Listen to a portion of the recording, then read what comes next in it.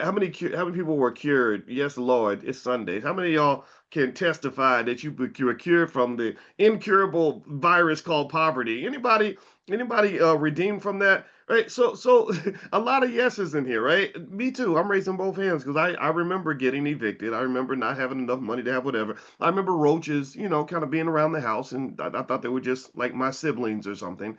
And so you go through it sometimes, and but you have things like education and all that, and hard work, and oh my God, how dare we act like people can control their own destiny? Like right, but really, my wife.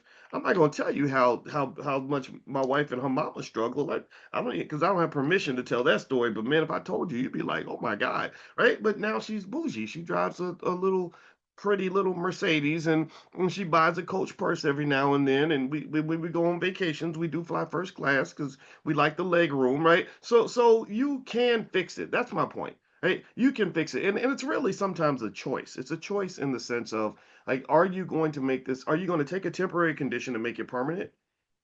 Or are you going to take a temporary condition to make sure it's temporary? That's it. Are you going to make sure that you rise up, that things get better for you, or that your condition improves? Are you going to get better, or are you going to choose to stay sick? Are you going to stand up, or are you going to keep laying on the ground?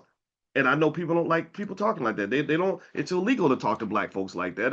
It's wrong. Like you a conservative. You sound like a Republican telling black people to. No, I ain't no Democrat or Republican. Stop labeling me. You sound like a slave master.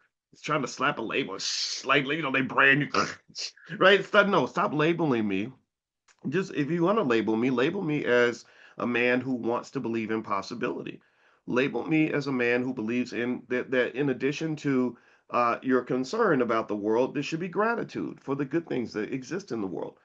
Think of me as a man who just says, okay, let's solve a problem instead of swimming in the problem.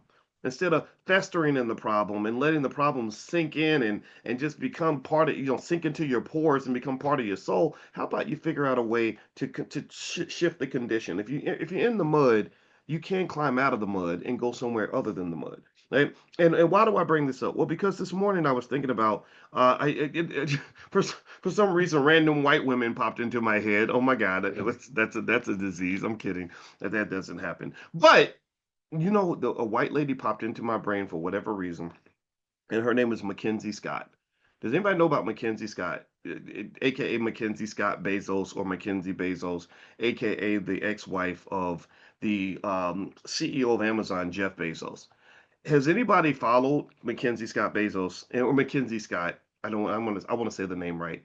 Um, and what she's been doing with HBCUs. Anybody been paying? I mean, it's been quite fascinating. This lady has been, I mean, she's been writing fat elephant checks to HBCUs. In 2020 alone, did y'all know this? In 2020 alone, this lady donated $500 million to HBCUs. She donated 560 million to 23 HBCUs. In September 2025, she gave 70 million to the United Negro College Fund to support all their HBCUs. Recently, in November, she gave another 387 million to HBCUs. She gave Morgan State 63 million. Which makes a total of 103 million. She gave 80 million to Howard, including 17 million to its medical school. Also,